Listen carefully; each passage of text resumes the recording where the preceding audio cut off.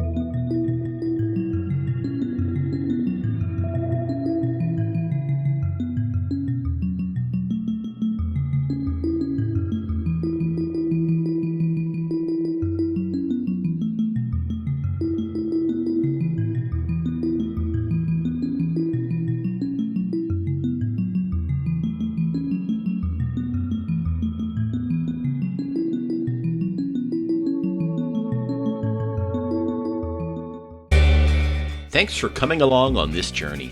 If you're into POV drives, walking tours, and discovering new places, go ahead and give this video a like and feel free to share it with friends. It really helps more people find the channel. If you're enjoying this kind of content, hit subscribe and turn notifications on so you don't miss what's next. We'll keep exploring new places, taking scenic drives, and traveling down new roads. Hope to see you in the next one.